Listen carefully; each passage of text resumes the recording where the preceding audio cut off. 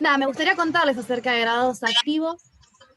Graduados Activos es un equipo de trabajo, ¿sí? Nos gusta llamarlo así, equipo de trabajo, porque somos un grupo de graduados del profesorado de inglés de la Universidad Nacional de Mar del Plata, y nos juntamos con un objetivo que es esto, ¿no? La formación continua, promover la formación continua, brindando cursos, talleres, en la medida de lo posible ir armando estas capacitaciones para brindarles desde la facultad, bueno, ciertos conocimientos o herramientas.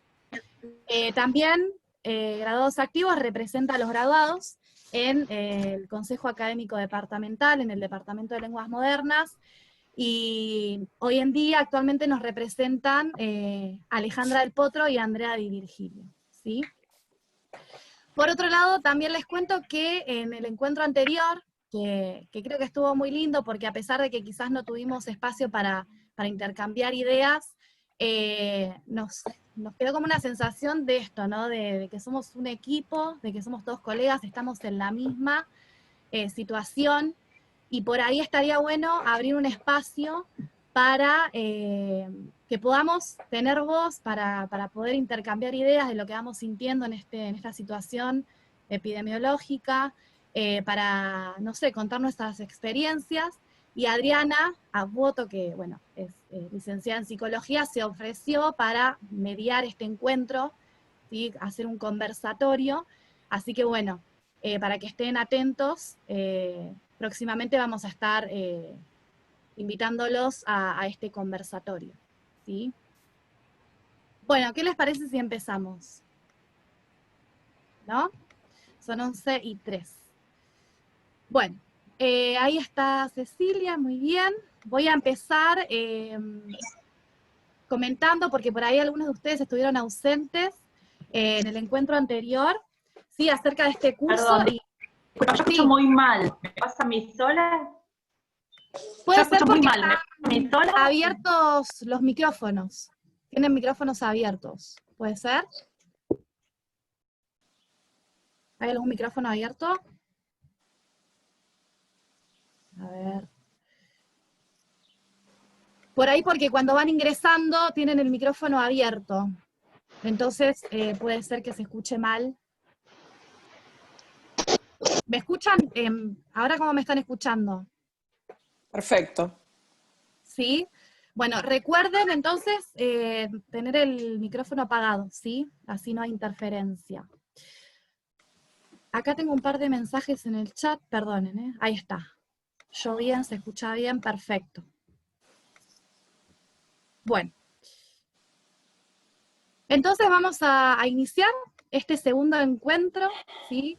De este curso de capacitación docente, educación inclusiva en la clase de inglés, como les comentaba, organizado por Graduados Activos, y también contamos con la colaboración de la agrupación Colectivo Mundo por Ganar, ¿sí? Entonces, estamos en el segundo encuentro, como acabo de mencionar. En el primer encuentro estuvimos hablando con la licenciada Adriana Abuoto, con la participación del acompañante terapéutico Manuela López. Nos estuvieron contando acerca de los diagnósticos en la infancia, y hoy la terapeuta en ortopedagogía María Cecilia Rojas va a retomar este tema de los diagnósticos en la infancia y lo va a articular con los desafíos en el desarrollo y la discapacidad intelectual. Y nos quedan 2 encuentros, dificultades específicas de aprendizaje con un enfoque en dislexia, este encuentro brindado por la psicopedagoga Cecilia Delgado, y el último encuentro, autismo, va a estar desarrollando este tema la psicopedagoga Macarena Noque, ¿sí? Bien, con respecto a los requisitos, en el encuentro anterior no hablamos de la asistencia, ¿sí? Perdón, las molesto un segundo, si pueden silenciar el micrófono. Por ahí vos, Eli, si podés ir silenciando. Sí, Perfecto. ahí estoy chequeando eso y ahí creo que quedó. Buenísimo, gracias. Bien, con respecto a la asistencia, debemos asistir a 3 encuentros, ¿sí? Nosotras vamos tomando nota de las personas que van asistiendo, por eso les pedimos que escriban su nombre y apellido como usuario de Zoom, ¿sí? En el recuadro de imagen, si puede que figure su nombre y apellido, ¿sí? También estamos muy contentos por todo lo que han escrito en este documento compartido que mencioné en el encuentro anterior, en el cual van volcando todas las estrategias, configuraciones y herramientas que se van brindando a lo largo de este curso. Recuerden escribir su nombre y apellido entre paréntesis. Y finalmente, vamos a hacer un trabajo final cortito, en el que adaptamos 2 actividades, uno para el nivel primario, otro para el nivel secundario. Y ustedes van a elegir el diagnóstico que quieren, o sea, cómo quieren adaptar esa actividad de acuerdo a qué diagnóstico, eso lo eligen ustedes. Y también abrimos una plataforma en Google Classroom, un aula virtual. Este es el código de acceso. Ahí van a encontrar la nueva información, vamos a ir subiendo las grabaciones de estos encuentros por si se pierden alguno, ¿sí? Vamos a subir las presentaciones de PowerPoint. Perfecto, bueno, vamos a entonces comenzar con este encuentro, ¿sí? Hoy nos ocupa la discapacidad intelectual y también vamos a estar hablando acerca de los desafíos en el desarrollo. Y quien se encarga de contarnos acerca de esto es la terapeuta en ortopedagogía María Cecilia Rojas, que la voy a presentar como corresponde. María Cecilia Rojas es profesora terapeuta en ortopedagogía egresada de la Universidad Nacional de Cuyo. A su vez, tiene el Diplomado Superior de Grado Universitario en Intervención Psicoeducativa en los Trastornos del Espectro Autista y en Necesidades Educativas Especiales, Prácticas Inclusivas y Trastornos del Desarrollo, ambos otorgados por la Facultad Latinoamericana de Ciencias Sociales. Finalmente, se ha capacitado en Neurociencias y Educación en la Fundación INECO. Desde el 2013 es profesional distinguido descentralizado del Servicio de Psiquiatría y Salud Mental de la sección Infanto-Juvenil del Hospital Privado de la Comunidad. Bueno, bienvenida Cecilia, ¿cómo estás? Hola a todas, bien, buen día, ¿cómo están? Bien, muy bien, acá, queriendo escucharte, que nos cuentes acerca de este tema. Bueno, vamos a comenzar. Bien. Sí, Perfecto. Luciana, vos cualquier cosa, te repito, me interrumpís y me voy por las ramas. Buen día para todas. Suele suceder. Hola, buenos días. Buenos días. Bueno, chicas, a ver, chicas y chicos, no sé quiénes están Cecilia, del otro lado. Sí. Primero, contanos acerca de tu profesión, terapeuta en ortopedagogía, que hay muchas personas que no sabemos bien de qué trata. Bien, bueno, Bien, les cuento. Bueno, como dijo Luciana, es Universidad Nacional de Cuyo, Mendoza, yo soy mendocina. Mi carrera es una carrera, el título es profesor terapeuta en ortopedagogía porque tengo incumbencias para trabajar en educación y para trabajar en la clínica, en gabinetes con niños que presentan desafíos en el desarrollo. Hace 20 años que yo estoy acá en Mar del Plata y estoy haciendo clínica, si bien hice escuela, cuando hablemos de inclusión, todo lo que les pueda contar se los cuento con conocimiento de causa. Y yo soy, una apasionada de mi carrera. En la provincia de Mendoza, las psicopedagogas trabajan con niños con dificultades de aprendizaje y todo lo que hace a la discapacidad, digamos, es como la especialidad de la ortopedagoga. Yo no puedo trabajar por una cuestión de incumbencia profesional con niños convencionales o neurotípicos con dificultades del aprendizaje. Para que yo pueda abordar algún niño tiene que sí o sí haber algún diagnóstico que nos acerque a la discapacidad intelectual o a alguno de los desafíos en el desarrollo. ¿Sí? Eso es mi carrera. Wow, bien, bueno, muchas gracias por compartirlo. Bueno, entonces vamos a comenzar con este tema del modelo social de la discapacidad. Sabemos que hubo un cambio de paradigma, ¿no? ¿Nos podrías explicar acerca de esto?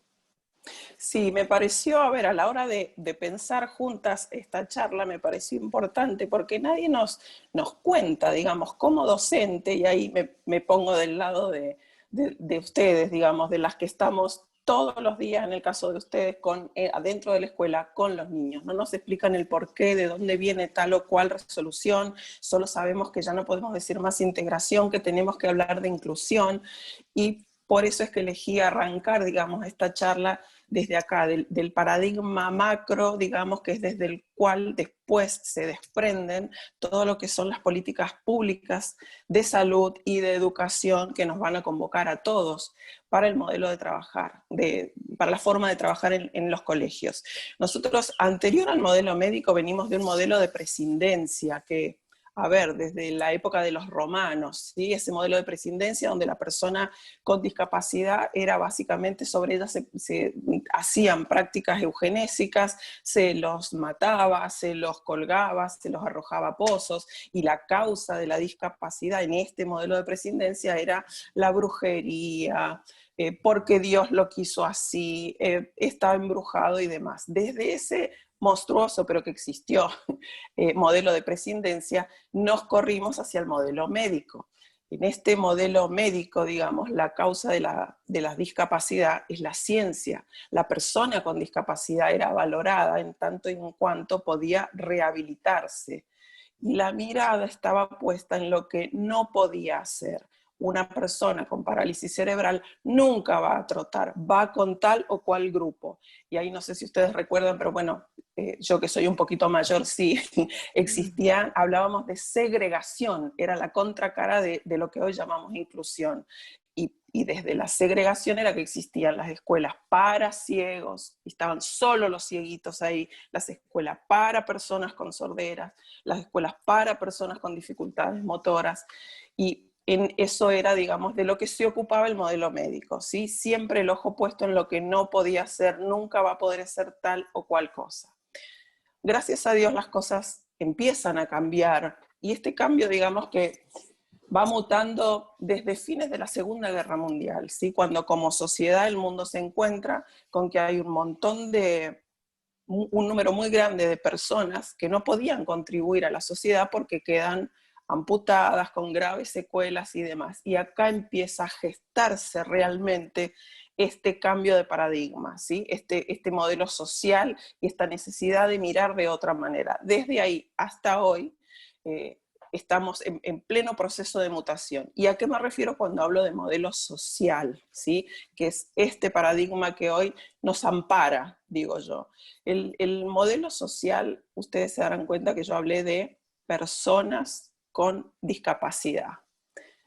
Mira, en primer lugar, a la persona, entiende que hay una persona, ¿sí? Con discapacidad, pero después vamos a desglosar y van a ver que hay una discapacidad, pero va sí o sí unida a una capacidad para otras cosas. El modelo social entiende y pone la mirada en la respuesta que da la sociedad como tal, ¿sí?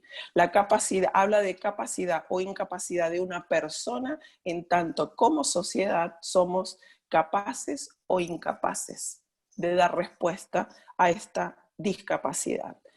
¿Y por qué lo traigo acá? Porque aunque les parezca mentira, en las escuelas hoy, no tan mentira para las que están yendo, digamos, vemos que lamentablemente los tres paradigmas conviven. ¿Y conviven de qué modo? Y acá voy a pedirles la licencia para ser absolutamente reduccionista, pero para que ustedes vean que es real y que tanto el modelo de prescindencia como el modelo médico y como el modelo social conviven en las escuelas. La licenciada Boto en la charla anterior habló de esto con lo que ustedes se encuentran en una escuela cuando llegan y les dicen, acá tenés 3 Down y 2 autistas, ¿sí? Ahí estamos hablando, estamos parándonos, digamos, en el modelo médico, porque si yo estoy diciendo que este niño es Down, estoy diciendo que nunca va a poder hacer tal o cual cosa, y no estoy viendo al niño, estoy viendo al diagnóstico, ¿sí? ¿Y por qué les digo que los tres paradigmas conviven? Porque también, aunque parezca mentira, el día de hoy se escucha, pero no, si ese chico es autista y no habla, no te gastes.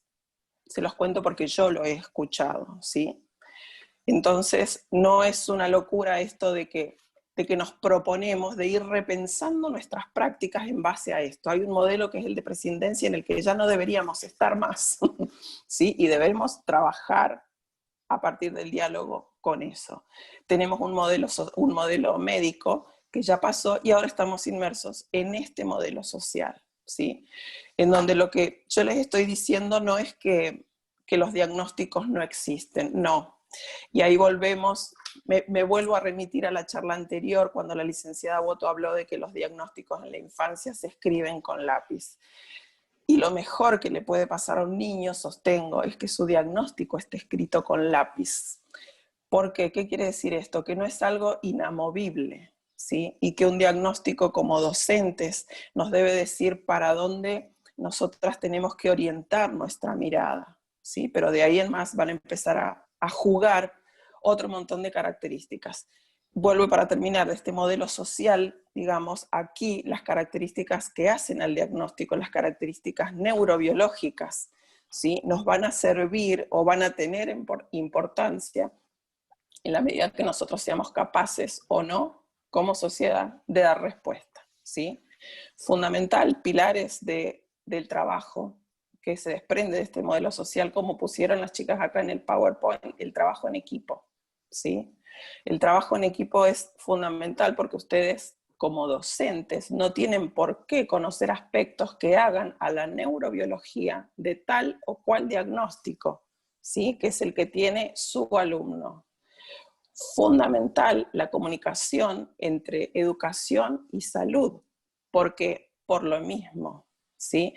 Ustedes que trabajan específicamente en el área del lenguaje deben saber que pueden pedir un legajo y pueden buscar y leer informes si, gracias a Dios, cuenta ese niño con un fonoaudiólogo, con un psicopedagogo, con una psicóloga, que les den herramientas a ustedes. Y de esto hablamos del modelo social. Ustedes van a tener herramientas para dar respuesta a este niño.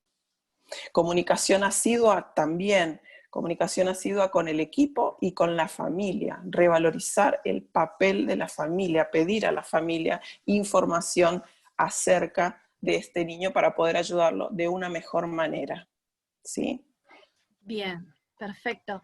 Este modelo social de la discapacidad a mí me hace pensar quizás en la discapacidad como una construcción social, ¿no? Como algo que vamos construyendo diariamente en la actitud que asumimos frente a la discapacidad, en la manera en la cual pensamos la discapacidad, las decisiones que tomamos, y quizá también pensar este hincapié que se hace en la sociedad de que el cambio viene por la sociedad, ¿no? La sociedad ya tiene que ser inclusiva y por ende la escuela, como producto de la sociedad, como institución social, ya también tiene que ser inclusiva. Me hace pensar quizás que las escuelas por ahí pueden venir ya con una rampa para un niño con silla de ruedas, ¿no? Para que la escuela se adapte al niño, no el niño a la escuela, ¿no? Y nosotros como docentes quizás ir instaurando esta semillita en nuestros alumnos de cómo poder ver la sociedad desde este nuevo paradigma, ¿no? Para ir combatiendo los otros paradigmas que vos decís que todavía están vigentes, que los vemos en nuestras aulas, porque sabemos que nuestros alumnos son las futuras generaciones, ¿no? Y si queremos que el cambio también venga desde la sociedad, por ahí tener conocimiento de este poder que tenemos los docentes en el aula, para ir fomentando, promoviendo este cambio, ¿no? Esta mirada más social. Tan importante como eso que estás diciendo, Luciana, eso, el poder del docente de convocar y no el hecho de normalizar por normalizar un alumno. No, sino aprender a mirar lo que Exacto. no puede, pero lo que puede también, porque lo que puede nos va a indicar fortaleza y de esa fortaleza nos tenemos que tomar para iniciar la ruta de los aprendizajes. Bien, genial. Bien. Cecilia, Sí. vos querías contarnos acerca de lo que implica tener o no tener el certificado único de discapacidad, ¿no? Exacto, sí, me pareció que me parece, digamos, que es un tema por el diálogo que yo tengo con las docentes, las maestras inclusoras y demás de mis pacientes. Es información que por lo general el docente no la recibe de la facultad ni mucho menos, y me parece importantísimo que ustedes lo sepan, porque ustedes son los que trabajan día a día con estos niños. A ver, que un niño esté dentro de un proyecto de inclusión en una escuela, en las escuelas convencionales, donde ustedes llegan y les dicen, mira, tengo 3 niños con proyecto de inclusión. Bueno, para que un niño tenga proyecto de inclusión, la condición sine qua non es que posea un CUD. Un CUD es un certificado único de discapacidad, ¿sí? ¿Cómo accede un niño al certificado único de discapacidad?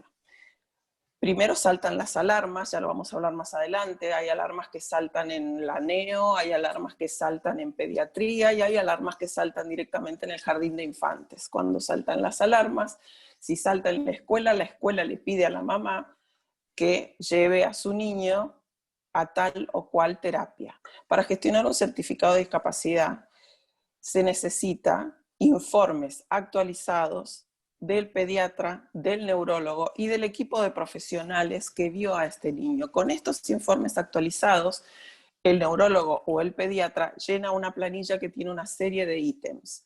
Y los que yo les quería contar del CUD, y acá traemos a colación al modelo social de la discapacidad. Para elaborar un certificado de discapacidad no se tiene en cuenta solo el diagnóstico y solo lo que no puede, sino la cantidad de apoyos que este niño necesita. Un CUD no se basa en un coeficiente intelectual, si bien al dato lo necesitamos, sino que se basa en las potencialidades y en las dificultades que tiene este niño. Por eso el neurólogo, para llenar estas planillas, se basa en el DSM-5, que es el manual a nivel mundial, digamos, de psiquiatría y salud mental, respaldado por la ONU y por todo lo que ustedes se puedan imaginar, y es donde están los diagnósticos. Tenemos gente a favor y gente en contra, con cambios en los diagnósticos y demás, que eso sería otro capítulo, pero de la mano del DSM-5, que es el manual actualizado, está la CIE 10 y la CIF, que son ni más ni menos que son cuestionarios internacionales, pero que hablan de los apoyos y de las posibilidades que tienen las personas. Por ejemplo, en el CUD queda registrado si este niño va a necesitar transporte, si va a necesitar transporte con acompañante o sin acompañante, si va a necesitar acompañante terapéutico, todo eso queda en el CUD, que es algo que ustedes a lo mejor no, en el colegio no lo ven, porque muchas veces ni siquiera queda la fotocopia en los legajos de los niños, pero que ustedes sepan que un niño tiene CUD es un niño que ya fue atendido y ya hay un diagnóstico. Bien, perfecto. Bien. ¿Te parece Seguimos. si vamos ahondando en este tema de los desafíos en el desarrollo? Sí, nos lanzamos. Los A ver, lanzamos. sí. Yo les cuento que a mí me gusta mucho la palabra de cuando surgió el tema de hablar un poco de discapacidad intelectual, me pareció muy lindo incorporar la palabra desafíos en el desarrollo, porque me parece que el término desafío nos interpela a mirar de otra manera y nos dice que más allá de dificultades hay capacidades. Es un término muy acunado por la psicología y por el psicoanálisis, pero que a mí me gusta mucho, sobre todo cuando somos docentes y cuando trabajamos codo a codo con estos niños, ya sea desde la clínica o desde las aulas, tenemos que saber que siempre que hay dificultades hay capacidades, ¿sí? Bien. Por eso me pareció importante el término. Bien. Y como les dije, desafíos en el desarrollo es lo mismo que lo que conocemos como trastornos en el desarrollo o trastornos en el neurodesarrollo. Bien. ¿Sí? Básicamente vamos a hablar de lo mismo. Perfecto, entonces el modelo social de discapacidad, la palabra desafío implica también, como dijo recién Cecilia, capacidad o fortalezas. Bueno, acá tenemos un panorama bastante específico, sí, para que nos cuentes acerca de estos trastornos. Bien, este solo imagen de PowerPoint nos daría para varios cursos más, pero me pareció importante esto de tener el pantallazo general, de saber de dónde venimos. Ya hablamos del modelo social y ahora vamos a ver a qué nos referimos con trastornos del desarrollo.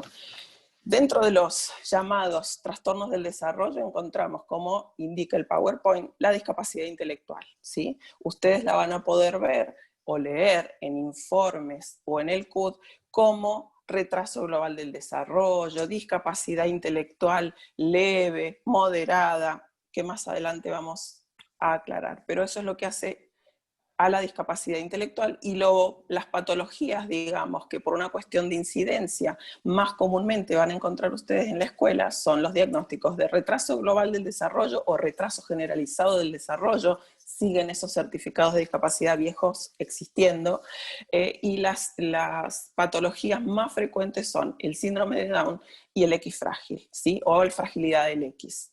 son las más conocidas que están en nuestras escuelas. Bien, más allá de la discapacidad intelectual encontramos todo lo que son los trastornos en la comunicación. Estos también son trastornos del desarrollo. Y aquí aparecen los trastornos del lenguaje, el trastorno fonológico, los trastornos de la fluidez, los trastornos del desarrollo del lenguaje.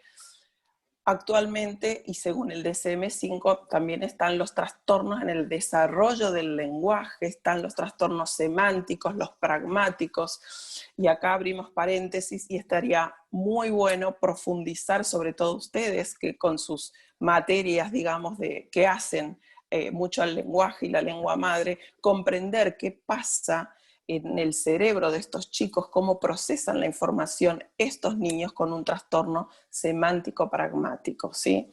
Se los dejo ahí picando para leer. Cecilia, perdón que te interrumpa, pero me gustaría comentarle a la audiencia que desde Graduados Activos vamos a organizar un taller, ¿sí? Esto lo comenté al principio, pero lo vuelvo a decir por las dudas.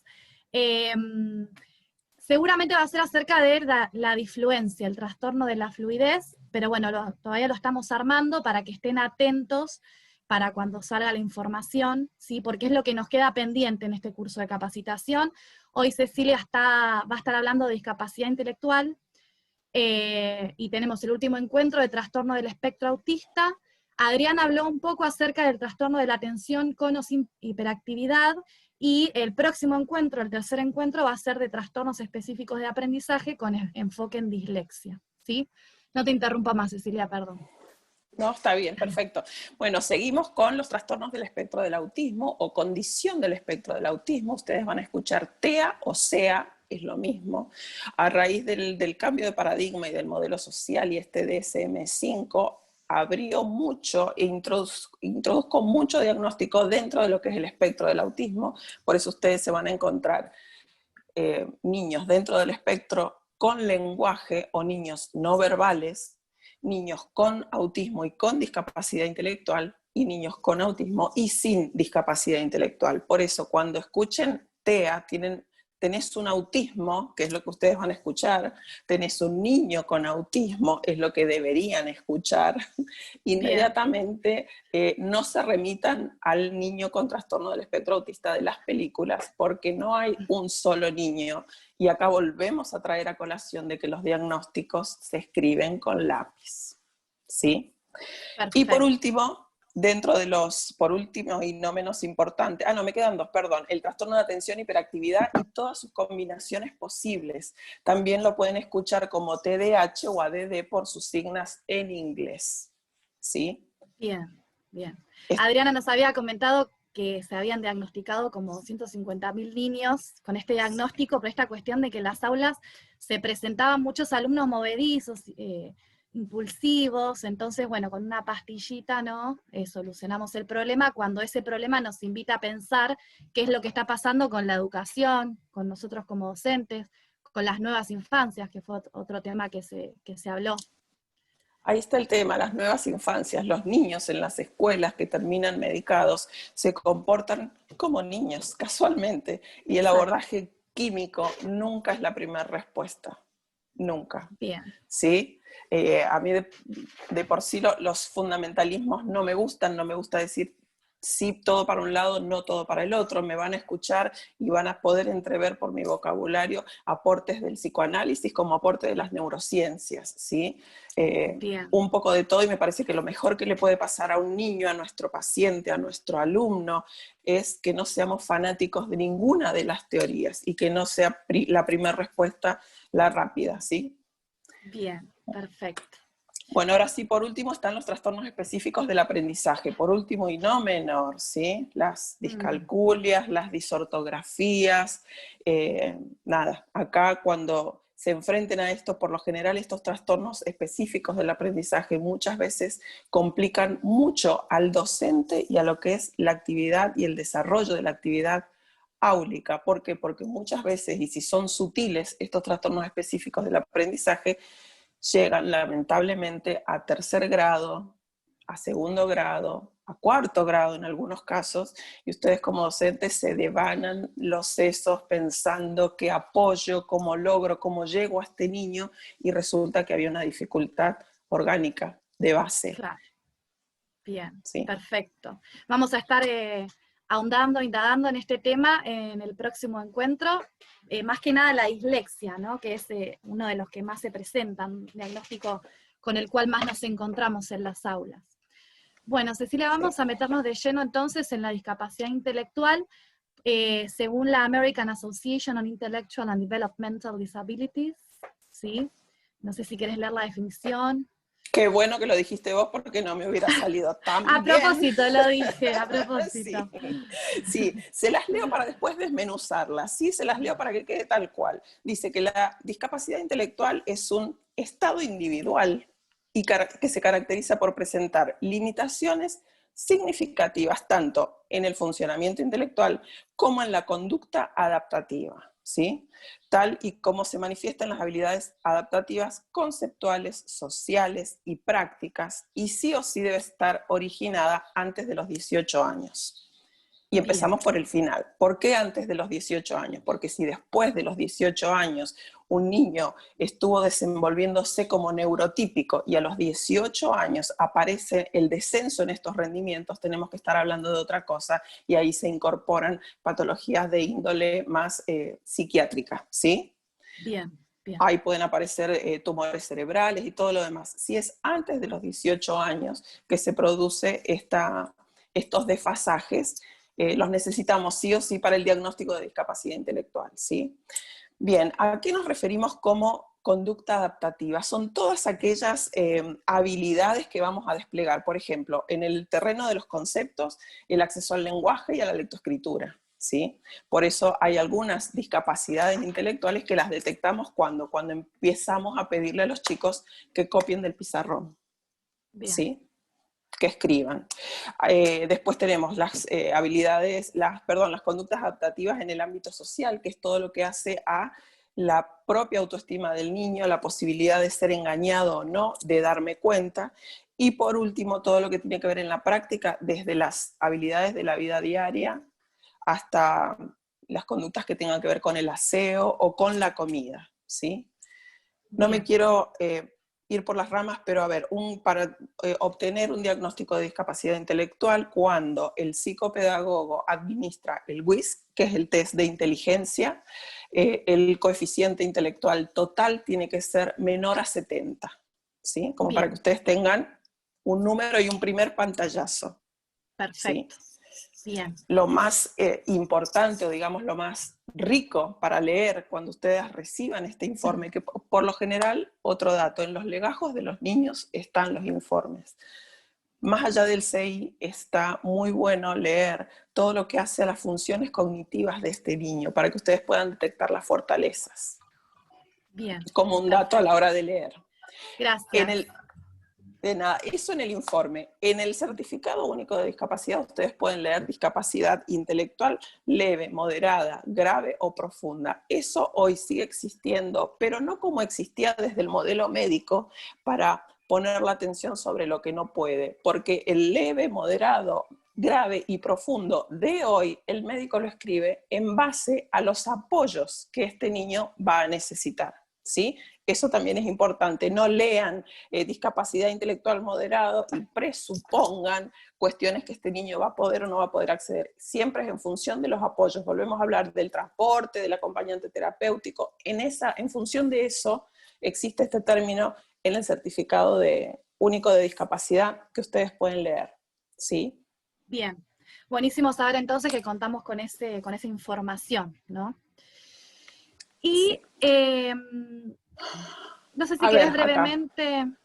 Sí, quería contarles esto de volver a referir, y de mi boca lo van a escuchar muchas veces, esto de que el diagnóstico de discapacidad intelectual, al momento de ser evaluado, digamos, debemos considerar sí o sí quien evalúe el contexto, ¿sí? En ambientes comunitarios ordenados, un niño no va a responder ya sea una evaluación de inteligencia o un cuestionario del neurodesarrollo o una evaluación de funciones cognitivas, la prueba que sea que le administremos, no va a rendir de la misma manera si nosotros lo sacamos, lo apartamos, trabajamos con él evaluándolo en otro lado. y ahí tenemos estas reminiscencias del modelo médico. Antes era así, ahora no. Ahora tenemos que valorar el contexto y hacer el contexto amigable a este niño que nosotros estamos a evaluar.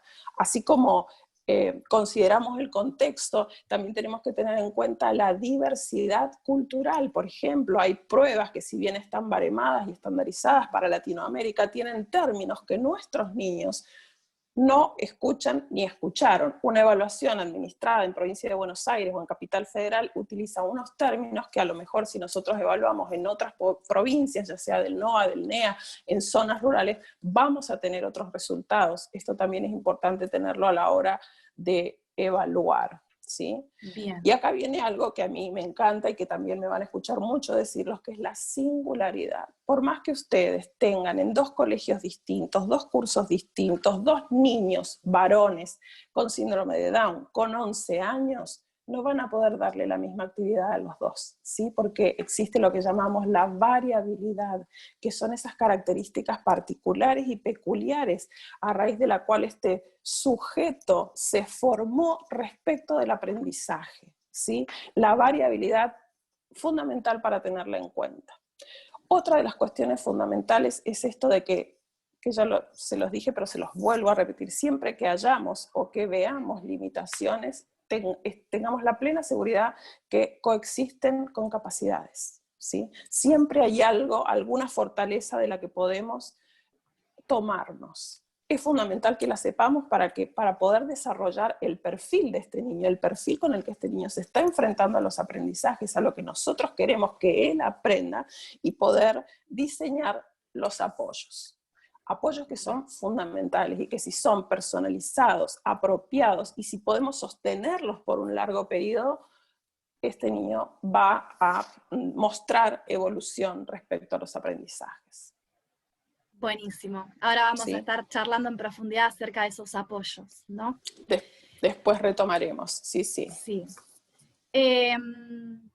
Por ahí podrías contarnos acerca de las características en las áreas del desarrollo, la cognitiva, la motriz, del lenguaje, la lingüística y la social emocional, como para ir entendiendo las características de los alumnos con discapacidad intelectual, siempre teniendo en cuenta que todos son diferentes, pero por ahí para después entender las configuraciones de apoyo, ¿no? Que se basan en estas características. Bien, bien. A ver, te hago un paréntesis, déjame ese PowerPoint, Luciana, te hago un paréntesis que no les comenté con respecto a la discapacidad intelectual, para que ustedes tengan una idea de la incidencia, la cantidad de niños. Según la Organización Mundial de la Salud, entre el 1 y el 3% de la población mundial presenta discapacidad intelectual, ¿sí? Bien. Otra de las cuestiones que recién mencioné así sobre vuelo, los casos más graves se detectan, como les dije, en las neonatologías o los primeros pediatras. Me parece que se cortó.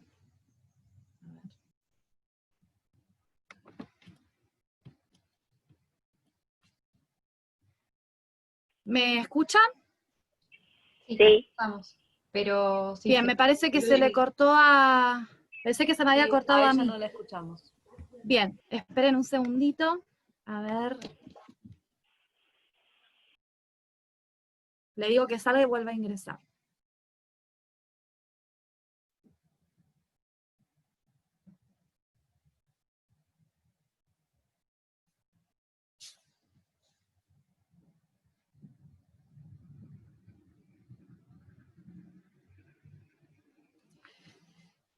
Bien, me parece que se quedó sin internet. A ver, aguárdenme un segundo. ¿Cómo se van sintiendo con todos los contenidos? Mucha información. Por ahí, si no quieren hablar, pueden escribir al chat. A ver. Muy interesante. Perfecto. Sí, mucha información. Todo importante. Las diapositivas con mucha información también. Pero, bueno, es aprovechando estos 4 encuentros para obtener la mayor cantidad de conocimiento. Recuerden que cualquier duda que tengan, la escriben acá en el chat y se la preguntamos a Cecilia, ¿sí? Y también les recuerdo acerca del conversatorio para aquellos que no entraron al principio. Yo empecé contando acerca de un conversatorio con Adriana Boto para hacer un espacio más de diálogo entre nosotros, para contenernos, para apoyarnos, sostenernos en este periodo de mucha ansiedad, de mucha incertidumbre, ¿sí? Así podemos también charlar acerca de este curso, cosas que hayan quedado pendientes, ¿sí? Perfecto. Perdón, yo me perdí cómo accedemos a ese conversatorio, entre unos minutitos más tarde. No, todavía no, terminamos con este curso de capacitación y vamos a organizarlo, ¿sí? Próximamente. Les pedimos que estén atentos a nuestra página, de paso aprovecho, si quieren pueden ingresar a nuestra página de... Acá está Cecilia. A nuestra página de Facebook, que ahí, si quieren ponen me gusta, que nos ayudan un montón, y ahí les van apareciendo los eventos que organizamos, ¿sí? Buenísimo, Gracias. Cecilia, ahí estás. No te Volvimos podemos ver. bien, volví, perdón, no sé qué pasó. Sí, a veces pasa Ahí que está. se... Ahí está, Sí, perfecto. se me desconectó. Bien. Bueno, les estaba Bien. contando un poquito de la incidencia y de esto que puede pasar, que mientras más suaves y más sutiles son las dificultades de un niño, más cuesta que sea diagnosticado tempranamente. Y siempre, en el caso de la discapacidad intelectual sobre todo, un diagnóstico temprano nos ayuda porque empezamos a fortalecer debilidades más tempranamente, ¿sí? Bien. Eso Perfecto. siempre es importante. Como causa, ustedes dirán causa, ¿de dónde viene? ¿Por qué aparece una discapacidad intelectual? La discapacidad intelectual está dentro de lo que llamamos las encefalopatías crónicas no evolutivas, ¿sí? Y según el momento en que una noxa o un agente interactúa para producirla, podemos hablar de discapacidad intelectual que fue originada de manera prenatal. Ahí están las genéticas, por ejemplo, el síndrome de Down, el equifrágil, perinatal, y ahí podemos hablar de dificultades que tienen que ver con el bajo peso, la desnutrición, la administración del oxígeno y demás, las postnatales que tienen que ver con traumas encefalocraneanos, con meningitis, una meningitis, por ejemplo, y las indeterminadas, ¿sí? Hay muchas causas de discapacidad intelectual que no podemos determinarlas, ¿sí? Bien. Y ahora, bien. Perdón, Cecilia, dijiste que Sí. los diagnósticos que más encontramos en el aula son síndrome de Down y equifrágil. Y ¿Qué sería equifrágil. bien este último?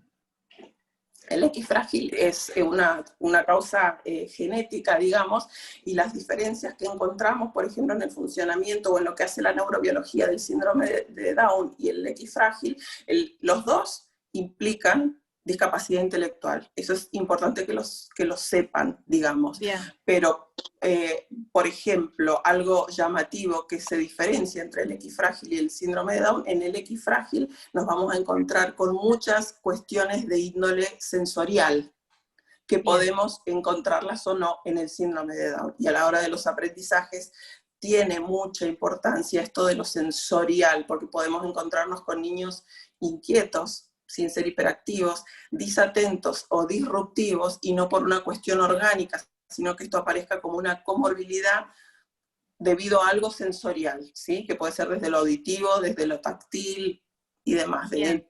Meternos en el terreno de lo sensorial es complejo, pero sí es importante que ustedes sepan que si hablamos de equifrágil o de síndrome de Down, estamos hablando de discapacidad intelectual. Perfecto. Entonces empecemos con el área psicomotora, ¿te parece? Perfecto. Bien, acá como hablan de torpeza y debilidad motora, deficiente coordinación e inhabilidad motriz, también recuerden, veo acá abajo el tema de la hipotonía, ¿sí? La hipotonía, la coordinación manual, y ¿saben qué aspecto también que tiene que ver con lo psicomotor? La planificación cognitiva. ¿Sí? Esto tan importante a la hora, por ejemplo, que involucra el área psicomotora, de la escritura. ¿Sí? Todos los movimientos que yo debo disociar, la fuerza y la precisión, para que la letra que yo estoy viendo en el pizarrón salga lo más parecida que pueda a la que yo tengo que hacer en mi cuaderno. ¿Sí? Fundamental.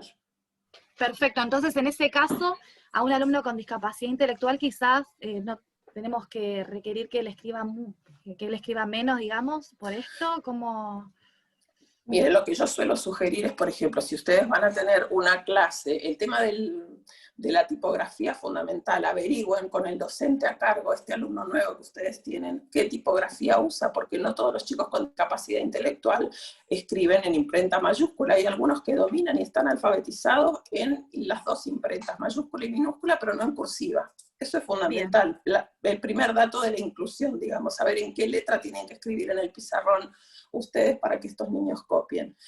Y si tienen un día en donde van a querer que un niño copie título y tarea, por ejemplo, pueden ahorrarle el tema de copiar fecha. Si es un día en el que van a trabajar en una fotocopia ya predeterminada, ahí sí, tómense su tiempo para que copie la fecha.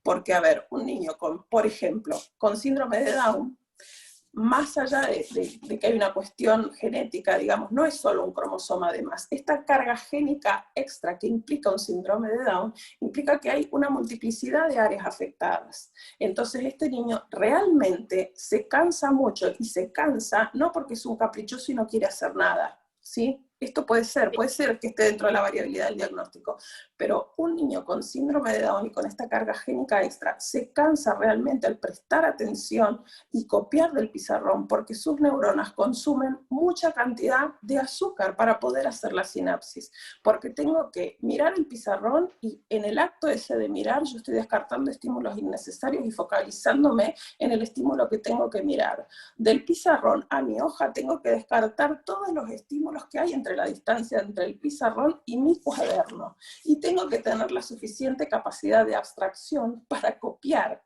sumado a esta precisión psicomotora en lo que hace a la coordinación óculo-manual, a la memoria, a la fuerza que le voy a imprimir al lápiz. Entonces, tengan cuidado al momento de pedir, o sea, prioricen esto, con todo lo que ya saben que pasa con un niño con síndrome de Down. Cuando copia, si tiene la tarea predeterminada, puede copiar la fecha. Si no, puede tener la fecha, por ejemplo, escrita en inglés, en carteles, que él tenga que seleccionar, pegar, y después ese esfuerzo dedicarlo al completamiento de la tarea.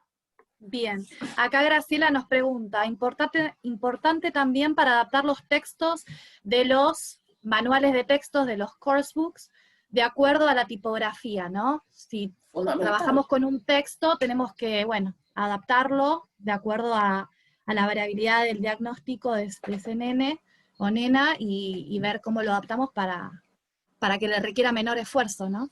Exactamente, Perfecto. Fundamental. Sí. Área cognitiva.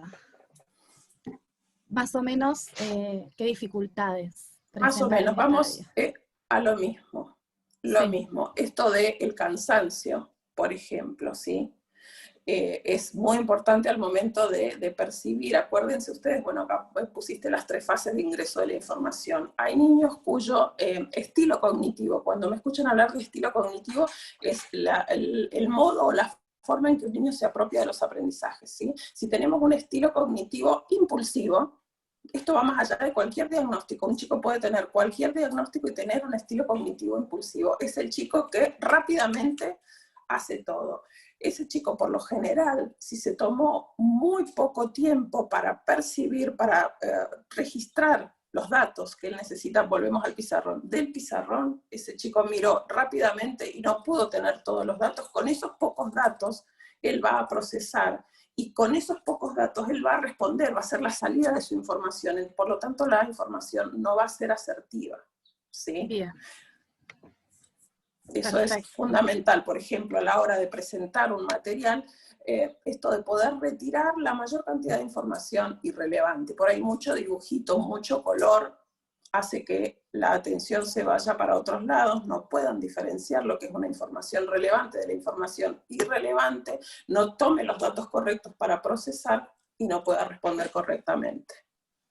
Bien, perfecto. Sí. Y también con esta cuestión de que tienen dificultades para retener la información, ¿no? Por ahí desde el área de inglés, ¿tenemos que reducir entonces la cantidad de contenido cuando...? Es importante reducir la cantidad de contenido, sí, Sí, es importante, como para que tenga el tiempo suficiente de ir adquiriendo contenido y no le sigamos agregando contenido, porque si no favorecemos lo que yo llamo una ensalada rusa, que después tarda mucho tiempo más en desandarse ese camino que en andarse, ¿sí? Y más allá de todo esto, recuerden las comorbilidades, ¿sí? Que son estas cuestiones agregadas que puede tener cualquier niño, más allá de cuál sea su diagnóstico. Por ejemplo, puede tener epilepsia, ¿sí?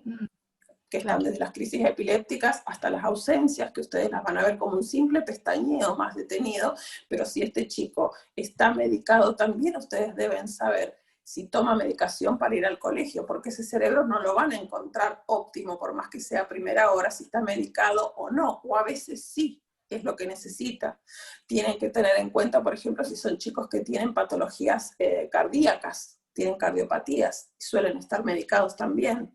Si son niños que tienen un umbral alérgico importante, si está tomando un antihistamínico es un niño soñoliento, un niño soñoliento es un niño lentificado, y si le agregamos lentitud, cuestiones químicas, más allá de su lentitud que tiene por su diagnóstico, digamos, vamos a necesitar un profe que pueda esperar y que sepa que puede pasar que un día haga solo una tarea, y no haga las tres que venía haciendo siempre, y que no pasa nada, no es que empeoró, ¿sí?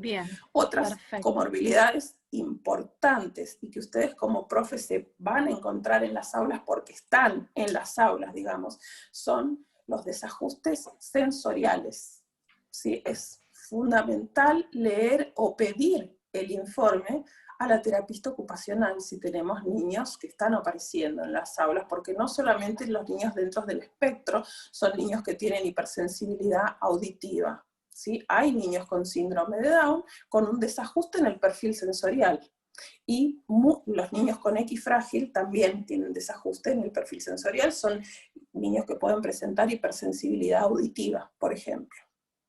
Bien, para tener en cuenta entonces. Sobre lo que vas diciendo, en el chat van agregando los asistentes algunas reflexiones, por ejemplo, que desde el área de inglés trabajamos obviamente con lectura comprensiva, entonces cómo adaptar estos textos con imágenes, con el tamaño de la fuente. Ahora vamos a ver algunas configuraciones, ¿sí?, específicas. Y acá Mercedes nos cuenta que tenía un alumno que de 3 actividades solo hacía una, y él elegía cuál hacer, y eso lo ayudó muchísimo a querer hacerlo, ¿no? Perfecto.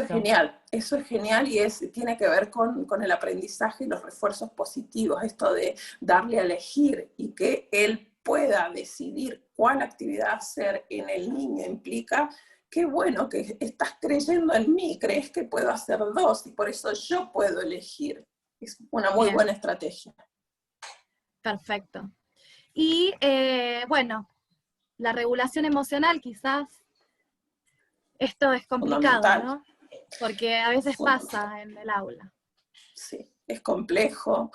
A mí me gusta mucho, sobre todo cuando son adolescentes o más grandecitos, poder hablar con el grupo cuando el niño en proyecto de inclusión no está y no vino, poder dejarlos que pregunten lo que tengan que preguntar, poder explicarles que esa seño que viene una vez por semana con otro guardapolvo no viene a soplarle en las evaluaciones, ¿sí? Viene a ayudarlo porque hay cosas que no pueden. Entonces ahí también estamos trabajando sobre la inclusión social para que sus compañeros empiecen a ver a estos niños de otra manera.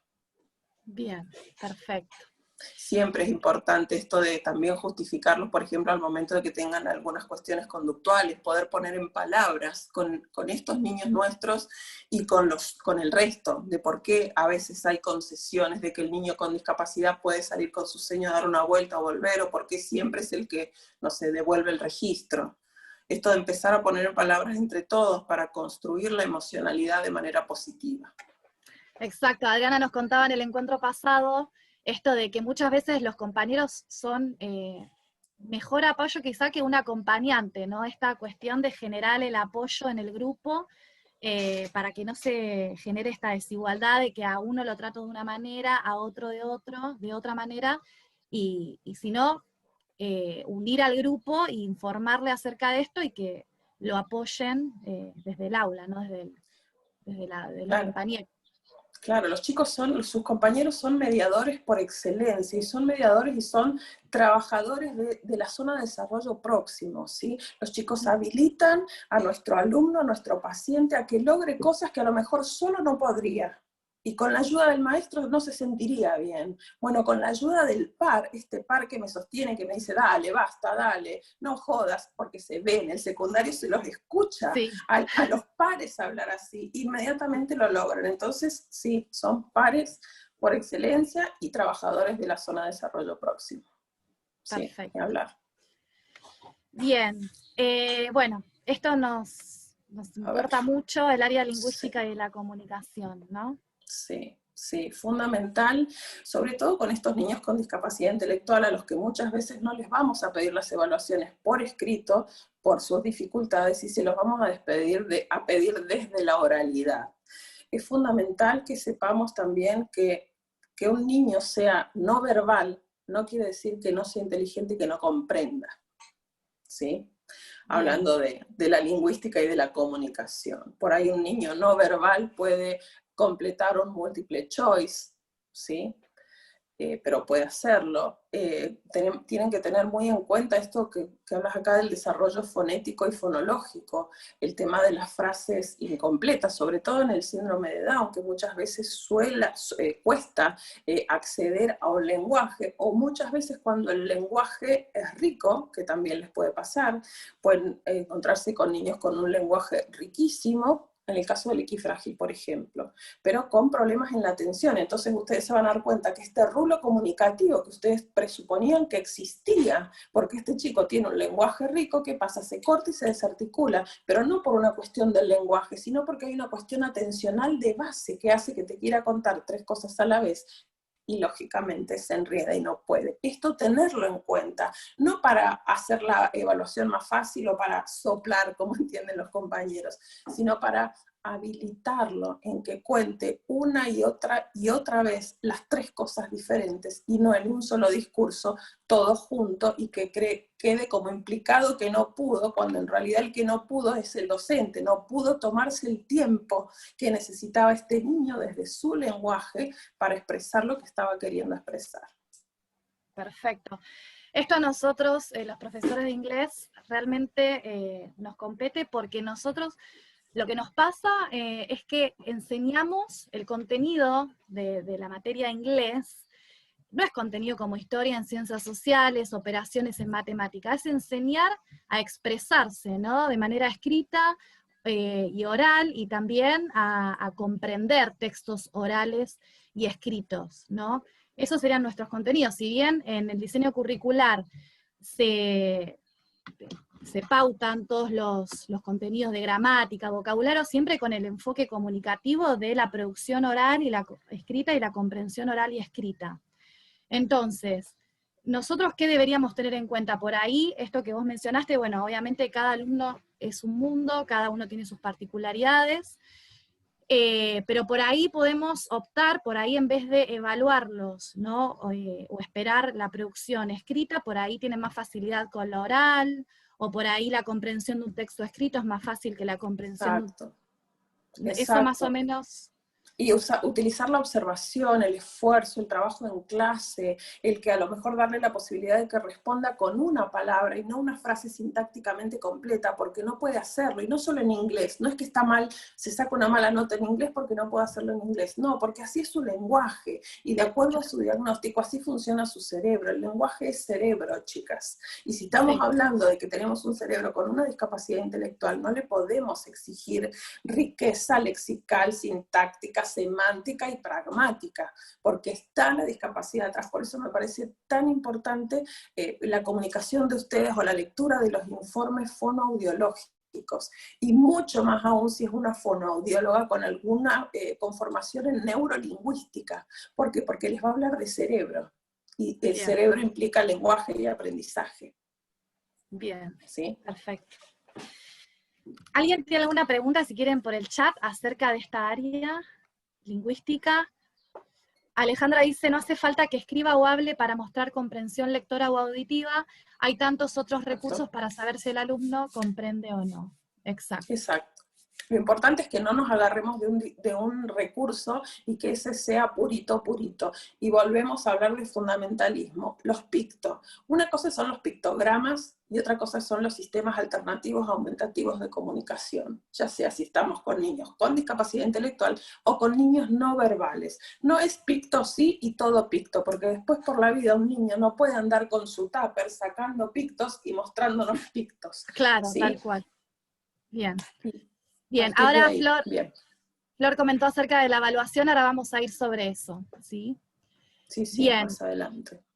Y área de la personalidad y las... Yo me tapo acá. Y la socialización. Socialización. Sí, Bien. chicas, empatía, respeto por el otro, tenga la capacidad que tenga y la dificultad que tenga, y refuerzo positivo. Refuerzo positivo. La escuela, yo siempre les digo a los papás de mis pacientes y a los más grandes, la escuela hay que transitarla sin morir en el intento, hay que ser lo más felices que podamos, y más aún estos niños que sabemos que no van después a ir a estudiar un profesorado de inglés. A ver, ¿qué pasa con la materia de inglés? La materia de inglés me tiene que servir, le tengo que encontrar la funcionalidad, tengo que saber cuando veo algo en la tele, o si tuve la suerte y me fui de viaje, ¿cómo saludo al otro que sé que nada más me va a saludar en inglés? ¿Cómo puedo pedir, no sé, una remera limpia? ¿Cómo puedo pedir un vaso de agua? ¿Cómo digo gracias? Esto de buscarle la funcionalidad, siempre desde el refuerzo positivo, pero desde la funcionalidad, que le sirva para que esté motivado, porque aprendizaje sin motivación no lo vamos a lograr. Perfecto. Bien. Bueno, ¿qué te parece entonces? Ahí veo varios comentarios en el chat que ahora vamos a ir volviendo sobre ellos, pero en el marco de las configuraciones de apoyo, ¿sí? Bien, bien. Me gustaría, antes de arrancar con el tema configuraciones de apoyo, Sí. cerrar la parte anterior con la frase del doctor Valdés. No sé si está en un power, si no te la leo. El doctor Valdés, doctor en... ¿No? ¿No está? No, no está. Yo te la leo de acá. Doctor Valdés, doctor en psicología por la Universidad de Cataluña, creo. Sus libros tienen mucha bibliografía sobre autismo. ¿Acá está pero esta? Perdón. No. Ah, no. No, la frase que dice que el árbol no nos tapa, sí. Sí, la puse como cita eso. final, acá está. Eso me pareció importante para esta primera parte, esto de que el árbol no nos tapa el bosque, ¿sí? Que el cartel, el rótulo de diagnóstico no nos impida ver todo lo que hay atrás, ¿sí? Y no les estoy diciendo que renuncien al diagnóstico. Un diagnóstico nos ayuda en la comprensión, pero solo eso, nos ayuda en la comprensión, y mientras más comprendemos, mejor elaboramos los dispositivos de apoyo, y mientras más fuertes estén estos dispositivos de apoyo, más fácil le va a ser a este niño acceder a los aprendizajes. Bien, perfecto. ¿Sí? Genial. Entonces, ahí ahora cerraríamos con la primera etapa más teórica, ahora vayamos a lo más práctico. ¿Sí? A lo práctico. Sí. Bien. A lo que son las configuraciones de apoyo, ¿sí? Que emanan desde el modelo social de la discapacidad. Recuerden que, bueno, hay una página que ahí después Luciana les va a comentar, en donde tienen todo este material de base para ustedes ver, ¿sí? Pero sepan que desde el modelo social emanan las llamadas, la planificación de las configuraciones de apoyo, que es lo que antes con el modelo médico escuchábamos como adaptación. Le podemos decir lo mismo, podemos ahora hablar de adaptación, pero sepamos que son distintas a la configuración de apoyo. La adaptación era, te adapto a vos, que no podés porque tenés tal diagnóstico. ¿Se entiende por qué adaptación viene del modelo médico? En cambio ahora, configuro porque necesitas apoyos. Punto. No niego el diagnóstico porque te estoy diciendo necesitas apoyo, pero configuro lo que vos necesitas, no porque vos no podés. ¿Está? Perfecto. Sí. Desde ahí. Bueno, configuraciones de apoyo. Entonces, es una herramienta esencial. ¿Por qué? Porque mediante ella vamos a eliminar barreras. ¿Para qué? Para que los chicos accedan. ¿Accedan a qué? Al aprendizaje, ni más ni menos. La configuración la realiza tanto la docente inclusora como la docente a cargo. Porque recuerden que ahora desde el modelo social hablamos de corresponsables. ¿Qué quiere decir corresponsables? Que las dos son responsables. ¿Las dos quiénes? Las dos instituciones, las dos directoras, las dos vicedirectoras, las dos docentes. ¿Sí? Bien. Por eso es importante, fundamental. Recién dijimos que un niño para estar en un proyecto de inclusión tiene que tener un CUD. Tiene un CUD, se solicita el proyecto de inclusión. El proyecto de inclusión, depende de lo que diga el CUD, va a incorporar a qué escuela especial. Las repasamos por si ustedes no lo tienen fresco y no están al tanto. Escuelas especiales hay de modalidad, lo que conocemos como TES, que es trastornos emocionales severos, serían las escuelas que incluyen niños dentro del espectro, por ejemplo 512. Tenemos las escuelas de modalidad discapacidad intelectual, 502, 503. Tenemos las escuelas de TEL, trastornos específicos del lenguaje, ¿sí? Y tenemos las escuelas que atienden niños con discapacidad motriz, otros con discapacidad visual, otros con discapacidad por sordera e hipoacusia. Después, María, ¿Sí? ¿nos podés compartir esto? Así lo publico en el aula virtual. Sí, Toda esta sí, sí, sí. información. Buenísimo. Después te lo doy. ¿Por qué? Porque ustedes a medida que van trabajando y se van poniendo cancheros, saben que si viene la docente de 503, es porque hay una discapacidad intelectual. Bien, ¿Sí? perfecto. Bien, a ver, hablamos de apoyos, hablamos de herramientas, hablamos de recursos, ¿y esto qué implica? Por un lado, que conozcamos al niño, que conozcamos al diagnóstico, de qué estamos hablando. En paralelo, necesitamos conocer las dos cosas. Hablamos de corresponsabilidad, hablamos de escuchar en la medida de lo posible la palabra de los chicos, ¿sí? La palabra del estudiante. Conocer sus habilidades, en qué se siente más cómodo, qué es lo que le gusta. ¿Para qué? Para que podamos ajustar expectativas. Y esto, chicas, a ver, les digo chicas, ustedes disculpen, pero yo considero que docentes, profesionales, si nosotros tenemos nuestras expectativas ajustadas, va a ser menor nuestra frustración. ¿No les ha pasado que a veces están con un alumno que están 6 meses para que logre copiar o para que acceda a tal cosa? Y, ¿viste? Y uno empieza a enloquecer, empieza, ¿dónde busco? ¿Soy yo? ¿No me está entendiendo? ¿Es el material? Y a veces solo significa que nuestras expectativas fueron demasiado altas en base a lo que este niño realmente puede hacer neurológicamente, ¿sí? Por eso es importante que conozcamos el diagnóstico. Perfecto. Todo esto lo encuentran en la resolución 311/16, en la página del ABC. Ahí van a encontrar también configuraciones de otros diagnósticos, como de autismo, también está pautado ahí, ¿sí? Sí, sí. Perfecto. Para patologías motoras también van a encontrar todas las adecuaciones, las configuraciones, digamos, y también está la otra resolución, Luciana, no sé si le querés dar el número a las chicas, las que habla del proyecto de inclusión. Sí, nos olvidamos de decir eso, permiso. Es la 4635. Sí, la 4635. Exacto, también para que sepan cómo viene la mano, cómo es este tema de las corresponsabilidades, porque antiguamente, y no tan antiguamente, pero hace unos 5 años atrás, que vieron que yo les decía que conviven los 3 paradigmas, se escuchaba en las escuelas, no, hoy no vino la maestra integradora. Entonces ese niño, ese día, no hacía nada, porque la maestra integradora era la que traía el material, ¿sí? Claro. Y ahí y a veces las maestras integradoras tienen varios alumnos y también por ahí no aparecen muy seguido en las escuelas. Eso pasa muchísimo, ¿no? Eso pasa muchísimo. Sí, sí. Bien. Pero bueno, a veces tienen que correr de una escuela a otra, Sí. no llegan, no alcanzan, pero si va la maestra inclusora, quiere decir que hay un proyecto de inclusión. Si hay un proyecto de inclusión, la docente inclusora las tiene que ayudar a ustedes a construir las configuraciones, lo que no quiere decir que les tiene que armar ella las tareas y dárselas a ustedes para que ustedes se las den a los chicos. No, pero que nos enseñe más o menos o nos rinda estas herramientas para saber cómo adaptarlo, bien, configurarlo mejor.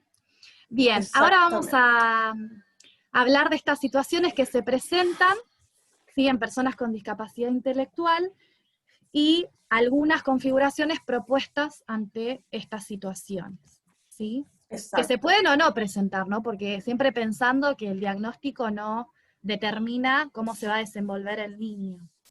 Bien. Exacto. Que pueden presentarse o no, y que muchas veces van a ver que van a usar las configuraciones para tal o cual paciente, para otro de los niños, y es cuando hablamos de diagnóstico presuntivo. Siempre las aulas son tan son tan, Sí, digamos, tan bien diversas. condimentadas y diversas, Sí. que van a encontrar chicos que tienen toda la atención, el CUT, viene la inclusora, y qué sé yo, y siempre hay uno o dos que necesitan de ese mismo material, aunque no tengan CUT ni docente inclusora. Esto es lo bueno. Perfecto. Lo Bien. bueno de la vida.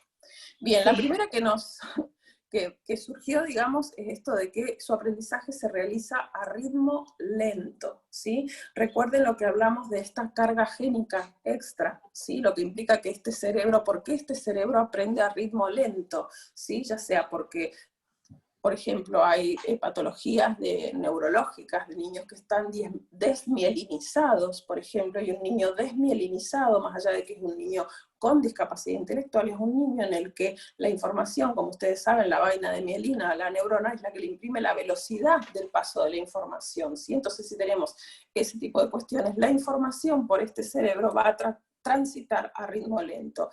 La idea, ¿cuál es? La estrategia, ¿cuál es? Darle un mayor número de experiencias variadas para que vaya aprendiendo lo que se le enseña, ¿sí? A lo mejor, no sé, una presentación de un contenido que ustedes, para los niños neurotípicos del aula, con trabajarlo en una o dos ocasiones está, bueno, cuando estamos con niños con discapacidad intelectual, van a necesitar repetir reiteradas veces este aprendizaje para que realmente pueda adquirirlo. Y no quiere decir que siempre va a ser la misma actividad, ¿sí? Se entiende repetir el acceso a este aprendizaje, pero con distintas actividades, porque tampoco se trata de aburrirlos. Siempre la motivación en primer lugar, ¿sí? Perfecto. Después, otra. dale. Esto de la segunda opción que tenemos, esto de que se fatigan rápidamente, que lo hablamos un poquito recién, y bueno, que su atención no se mantiene por mucho tiempo. Esto tiene que ver con situaciones reales, en donde ustedes sabrán, mediante la lectura de los informes, pueden pedir asistir también a las reuniones cuando los profesionales van al colegio, porque ahí hay que separar un poquito la paja del trigo. Lo que hablamos recién, ¿se fatiga rápidamente? Sí, puede ser, puede haber una cuestión ahí neurológica, recuerden las comorbilidades, recuerden que este cerebro trabaja y consume mayor cantidad de azúcar, pero también puede deberse a un problema conductual. Y ahí, fundamental que nosotros sepamos si esta cuestión realmente tiene un sustento neurológico o si es conductual, porque ahí va a cambiar nuestra estrategia, ¿sí? Pero por lo pronto que la actividad sea, en vez de una actividad larga, varias cortas que empiecen y terminen, ¿sí? Porque si también tenemos un niño desregulado sensorialmente y que necesita movimiento, puede hacer una actividad, puede pararse, ir a buscar algo, ir a tomar agua, volver a ser convocado a hacer otra actividad corta, y entonces ahí vamos a estar trabajando con muchísimas variables que podemos ir nosotros condimentando con mayor o con menor tiempo. Perfecto. Bien. Bien, el tercer punto, ni más ni menos, su interés por la actividad a veces está ausente o se sostiene por poco tiempo. Motivación. Así de simple, si yo esto que veo me pasó en mi casa, lo toqué en mi casa, todo lo que sea, las actividades que ustedes puedan convocarlos a través del material concreto, por ejemplo, lo que yo pude oler, ver y tocar, voy a estar mucho más motivado para aprender a escribirlo que aquellas cosas que en mi vida fui, no sé, a un circo, supongan, ¿sí? Esto de empezar a atraerle a estos niños con discapacidad intelectual, a acercarle los conceptos, ¿sí? Porque si hay discapacidad intelectual, los niveles de abstracción se complican, ¿está? Es Perfecto. fundamental. Con respecto a las tareas llamativas, a veces no podemos contar con el objeto concreto, digamos, pero simplemente con agregarle un margen de color o palabras de colores. Recuerden que nuestro cerebro fija primero los colores flúor y después el rojo y después viene el resto. Es lo que más fácil nuestro cerebro percibe y fija como dato, como para traerlos. Después tenemos también el tema de que no pueda realizar las actividades solos. Y esto es un problema que surge constantemente en el ¿Qué hago? ¿Le digo primero a él, le explico, y después al resto de los chicos lo que tiene que hacer? Que él me espere y hablo primero con el resto, así se quedan callados. Y eso, chicas, variabilidad del diagnóstico. Si tienen un niño con discapacidad intelectual que a la vez es muy activo y que sus tiempos de espera y su frustración está por las nubes, primero traten de darle el material o de explicarle, o jueguen a que es su secretaria por un día, su secretario por un día, y así vayan ustedes con su olfato de docentes viendo si un día él tiene que ser el primero y si un día él tiene que ser el último, ¿sí? Permítanle frustrarse, permítanle enojarse, pero tengan en cuenta que esto puede pasar y que no siempre tiene que ser el primero en recibir todo, porque sus tiempos de espera están detonados, porque también hay que trabajarlos, ¿sí? Bien, perfecto. Ahí pasamos. Nos queda que el último de acá Por ahí puede podríamos mostrar, para esto de despertar la curiosidad y explorar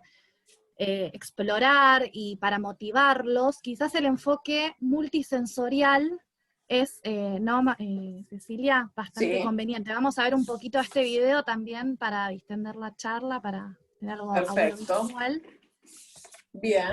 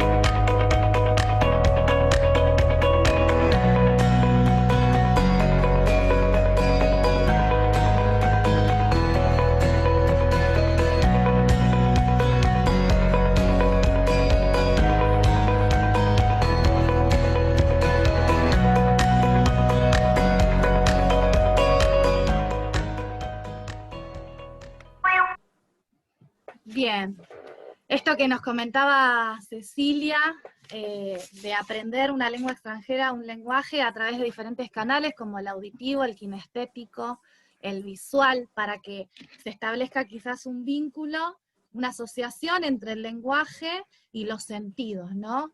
Que el alumno vaya manipulando de forma directa aquello que está aprendiendo. Veamos, por ejemplo, esto en una actividad práctica, ¿sí?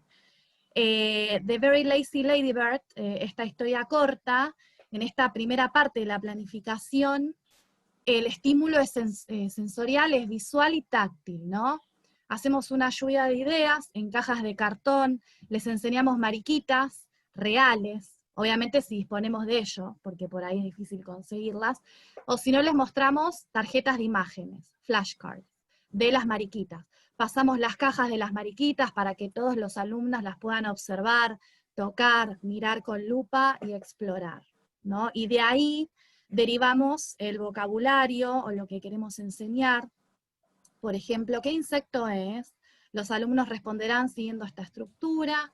Hablamos de los colores de las mariquitas y las describimos. Entonces, mientras que van experimentando las cualidades de las mariquitas, las van asociando con el lenguaje, ¿no? Y esto también, Cecilia, corregime, ayuda al almacenamiento de la información, ¿no? Esto de retener la información, que sea como más vivencial y más significativa, ¿no? Exacto, porque ahí aparece la motivación, lo experimenté. Mientras por más canales ingrese la información, más ricos van a ser la cantidad de datos que voy a tener para almacenar, sobre todo en mi memoria. Recuerden que no solo se trata de repetir varias veces un aprendizaje para que la memoria a corto plazo lo active, digamos, sino poder guardarlo en la memoria a largo plazo y poder después saber a dónde voy a buscar. Nuestra memoria es como un gran placar y siempre debemos saber en qué qué cajón guardamos las medias, para después no abrir y encontrar remeras, ¿sí?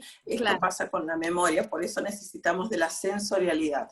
Pero, y en todo hay un pero, así como datito, tips, es muy interesante antes de que ustedes propongan este tipo de actividades, averiguar si dentro de sus alumnos con proyectos de inclusión tienen algún niño hiporresponsivo o hiperresponsivo, ya sea táctil o auditivo, ¿sí? Porque si tienen un niño, ya sea con síndrome de Down o con trastorno del espectro del autismo, que sea un niño con una hipersensibilidad ante la respuesta táctil, va a ser un niño que no va a poder experimentar y tocar la mariquita, pero a lo mejor para él pueden conseguir muchas fotos, ¿sí? Claro. Entonces ahí está la pulsera de usted, la muñeca que tienen ustedes que tener para saber cuándo sí y cuándo no, pero para esto tienen que saber, y cómo lo saben, leyendo el informe de la terapista ocupacional, ¿sí?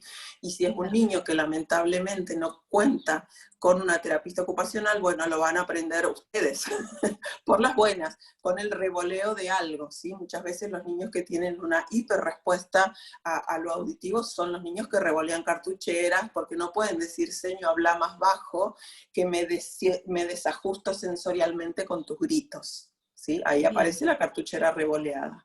Y por otro lado, también esto de la flexibilidad. Cuando nosotros tenemos un niño con discapacidad intelectual, es un niño que no es flexible. ¿Qué quiere decir que no es flexible cognitivamente? Que le cuesta el paso de una actividad a otra. Entonces, al momento de presentar desde lo sensorial, que me parece divino el tema de las pelotas, los rasti, esto que hablábamos recién, que la información ingrese por todos los canales, pero si tenemos un niño que le va a costar salir del objeto concreto a la hoja y va a ser berrinche y se va a desajustar y va a quedar en un lugar horrible frente a sus compañeros y a nosotros, hagámoslo al revés, hagamos algo primero en hoja y después la pelota hasta que toca el timbre. Bien, perfecto. ¿Sí? Bien. Después yo voy a subir esta presentación, porque bueno, también está el método Total Physical Response, ahí está el video, pero bueno, esto sería para discapacidad intelectual leve, ¿no, María Cecilia? Exacto, sí, y ahí aparece la imitación. Recuerden, chicas, que la imitación es el primer escalón de los aprendizajes, ¿sí? Fundamental, necesito reiterar el gesto, reiterar la palabra, todo lo que pueda aprender a través de la música, lo voy a archivar de manera asertiva en mi memoria, porque me encantó, porque me divertí, porque le puse el cuerpo imitando, y a la vez lo dije, y a la vez había una música divina, y a la vez mis compañeros y yo nos veíamos como un grupo homogéneo, ¿sí? Y ahí metemos la emocionalidad también. Bien, perfecto. ¿Querés, qué preferís, que vayamos a estas configuraciones o a las más específicas? Otras, sí, las más específicas. Bien. Sí, sí, las otras. Así después lo ilustramos con las actividades de inglés, ¿te parece? Exactamente, exactamente, chicas. Bueno, acá yo me fui anotando para decirles, tenemos como otras configuraciones, acompañar las consignas verbales con demostraciones o con apoyo visual. Recuerden siempre que las consignas, mientras más breves, claras y precisas, mejor. ¿Por qué? Porque por el nivel atencional, ¿sí? Por ejemplo, si yo le digo a un niño con alguna discapacidad intelectual, no te olvides al salir de la escuela que tenés que ponerte la campera porque está lloviendo y entonces tu mamá te va a ver sin la campera y te vas, olvídense, no comprendió nada, el discurso es tan largo que se perdió y terminó de atender, esa atención no fue más convocada. Entonces, ¿para qué le doy este ejemplo tan extremo? Para que presten atención a la hora de dar la consigna, ¿sí? Cuando estamos ante un niño con discapacidad intelectual, la consigna debe ser breve, clara y precisa. Y si hace falta, repetirla. Y si hace falta, aparece la repregunta. Entonces, ¿comprendiste? ¿Qué tenés que pintar con rojo? Y que el niño les diga. Entonces, escuchó, procesó, verbalizó, después la acción. Eso es planificación cognitiva. Bien, bueno. Ya está. Con respecto a la primera, sí. Bien. ¿Tenías algo que decir, Luciano, o sigo? No, seguí. Perfecto. Con el texto, lo mismo. El texto corto, y ahí sí, por ahí van a necesitar la ayuda de la docente inclusora para ver cómo se puede acceder menos texto, menos párrafos, y desde el vamos en la tipología que el niño ha accedido. Si es imprenta mayúscula, tendrán que pasarlo a imprenta mayúscula. Sí se pueden insertar en algunos textos cortos dibujos para reemplazar palabras, eso pueden hacerlo porque activa la motivación. Pero siempre tengan cuidado de que el texto sea corto, o sea, directamente ustedes descarten la información que no va a ser necesaria para lo que después van a preguntar o para el aprendizaje que necesita acceder el niño. Siempre los textos cortos. Después, con respecto a las actividades, acá dice actividades claras y precisas que requieran la comprensión general del texto. Cortas, agregaría yo. Recuerden que siempre es mejor, se va a sentir mejor el niño a la hora de enfrentar una hoja con una actividad, si ve que la actividad empieza y termina, aunque después vengan 3 más, no importa, pero que no sea una cosa larga, que no sé cuándo voy a terminar y si la voy a poder terminar. ¿Sí? Entonces, cuando trabajamos con comprensión escrita, o bueno, oral, siempre nos enfocamos en la información general, no en localizar la información específica. No, Y al revés. al revés. Siempre focalícense en la información que ustedes quieren que este niño comprenda. Bien. Traten de eliminar todo el colorido, digamos, que hay en los alrededores, porque así aprovechan esta atención para que sea asertiva. Perfecto, ¿Está? Gracias. Bien, después, en el tema de extraer datos del texto, y ahí sí utilizar la negrita, el flúor, acuérdense del flúor, los colores rojos para subrayar y demás palabras que ustedes quieran que este niño, o que hagan la respuesta que después le van a pedir a este niño, eso también ayuda. Por más que el texto ya es corto, ya es en la tipología que ellos quieren y ya se aseguraron la comprensión, siempre ayuda. Es un poco lo que hablábamos recién con recibir la información por varios canales. Bueno, esto serían varias formas que tienen para ayudarlos a que puedan extraer esa información. Después, consensuar con el maestro inclusor, sí. Las instancias evaluativas, sí. Sí, porque la evaluación, ya sea la nota, el bien, el mal, lo que sea, va a tener que ser elaborado por los docentes a cargo, digamos. Cecilia, sí. Pongo la diapositiva de la evaluación, ya que estamos Dale. No, perdón, para el otro lado. Acá. Ya que estamos en el tema de la evaluación, por ahí. Sí, sí. Bueno. A mí me parece fundamental en el área de ustedes usar mucho la observación directa, que por ahí es lo más rico, cuando los niños están en la clase, cuando están enganchados, cuando están participando. Registrar mucho esto, registrar la participación. Poder reemplazar una evaluación por un trabajo práctico, que no tiene nada de malo, que lo pueda hacer a libro abierto. Utilizar el multiple choice cuando los chicos son más grandes. Ampliar los tiempos de entrega, por supuesto. Ampliar los tiempos de entrega si es necesario, sobre todo lo que tienen que hacer en la escuela, digamos. Bien, bien. Sí, tener mucho cuidado también con la edad, con respecto a la ampliación de los tiempos de entrega, porque por ahí en primario, sí, pero por ahí en secundario se van a encontrar con la protesta del resto de los compañeros, y ahí es donde volvemos otra vez a trabajar con la emocionalidad y con la empatía y la solidaridad, pero siempre y cuando el resto de los chicos entienda que es porque ese alumno lo necesita, no es porque ustedes están facilitándole las cosas a ese alumno. Bien, ¿sí? Perfecto. Acá también debajo de evaluación habla de lo que son las adecuaciones de diseño, esto de que ya lo hemos hablado, de evitar de que sean extensas, ya sean las actividades, las consignas, que sean breves, el tema de poder utilizar la repregunta, y con respecto a las imágenes o a los gráficos que le permitan a los chicos comprender conceptos, yo quería comentarles el tema de las imágenes. Es bastante complejo, digamos, y a veces es entendible que en la vorágine del día a día ustedes tienen una imagen y usan esa imagen, pero tengan en cuenta siempre la edad de los niños. Un joven con discapacidad intelectual es un joven con discapacidad intelectual, no es un niño eterno porque tiene discapacidad intelectual. O sea que si están en secundario y van a hablar de animales, usen fotos de animales reales, no el dibujito de la revista infantil. Y eso a veces se nos pasa, se nos puede pasar. Bien, por ejemplo, vamos a ver eso que se nos pasa en esta actividad que tiene animales de dibujito, pero está adaptada para discapacidad intelectual. Exacto. ¿Qué configuraciones?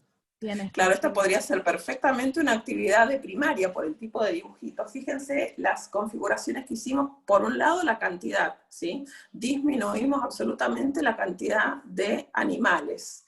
Y por otro lado, las respuestas siempre horizontales y en el sentido de izquierda a derecha, porque recuerden que pueden encontrarse con comorbilidades en algunos trastornos de aprendizaje. Y si un niño de primaria puede ser que esté en 6º grado y que esté en proceso de adquisición de la lectoescritura. A hoy esos chicos están en primaria y están en las escuelas. Entonces, encima que está, yo sé que está en proceso como docente de otra lengua, cuando todavía no adquirió la suya propia, no puedo ponerle la respuesta ya sea en diagonal o de atrás para adelante, de forma que estoy segura que no la va a hacer. La idea es facilitarle, por eso habíamos pensado en esta adecuación. Bien, esta con respecto a vocabulario y esta con respecto a gramática, ¿no? En la cual en esta actividad se pide que directamente escriban oraciones diciendo la ropa que están usando los chicos, y comparamos con esta, Cecilia, querías comentar acerca de esta adecuación, súper más secuenciada, ¿sí? Exacto, Con el más apoyo visual.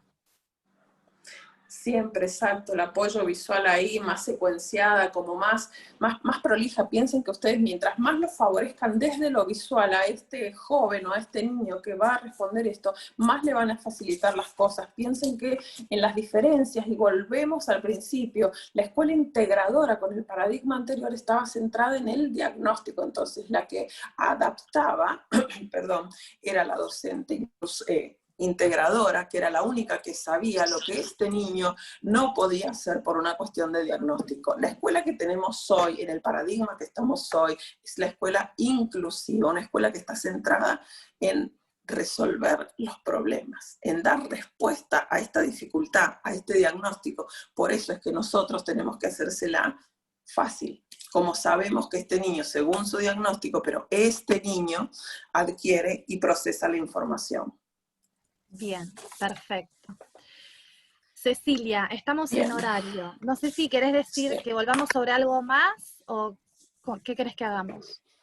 A mí no me quedó nada por decirles de todo lo que tenía anotado, de todo lo que se me fue ocurriendo, y nada, sí me gustaría leer por último esta frase de Albert, que se le adjudica a Albert Einstein, y que creo que si bien no es actual, pero sigue tan actual como siempre, sí, tal cual. Por esto de que nos obliga a tener otra mirada, como docentes, como profesionales y como equipo, en fin. Me parece que nada más lindo le puede pasar a un niño que su equipo de educación y su equipo de salud estén trabajando realmente en equipo. Y para esto tenemos que replantearnos y volver a mirar. Bien. ¿Querés leerla, Cecilia? Bien, sí, la frase dice que todos somos genios, pero que si juzgamos a un pez por su habilidad para trepar árboles, vivirá toda su vida pensando que es un inútil. Bien, genial. Ajustar apoyos. Ajustar apoyos, brindar configuraciones. Cecilia, muy enriquecedora la charla, realmente. Personalmente aprendí muchísimo de todo lo que nos contaste. Muchas gracias por contarnos acerca del modelo social de discapacidad para saber dónde estamos conceptualmente parados, cómo pensar la discapacidad desde esta perspectiva, también por todas las configuraciones que nos brindaste y todo lo clara que fuiste a la hora de explicarnos qué implica tener este diagnóstico. Te agradecemos de Graduados Activos, de corazón, por habernos dado esta posibilidad de escucharte. Muchas gracias a ustedes, chicas. Gracias por la convocatoria y por el interés de repensar juntos, que es lo mejor que le puede pasar a nuestros niños. Bueno, gracias. Ahí estoy leyendo el chat. Gracias por todas las palabras. No sé si querés ver la gente. Gracias, sí, ahí estoy viendo. Gracias, chicas. Muchas gracias. Bueno, entonces ahora voy a subir esta presentación de PowerPoint por si quedó algo sin leer, y los videos que ahí leí que algunos no pudieron verlos, ¿sí? Y bueno, nos encontramos en el próximo encuentro, que vamos a estar charlando de dislexia, ¿sí? Gracias por haber asistido y les mandamos un beso muy grande. Nos vemos. Buen fin de semana, hasta luego. Chao, hasta luego. Chao, chao. Chao, chao.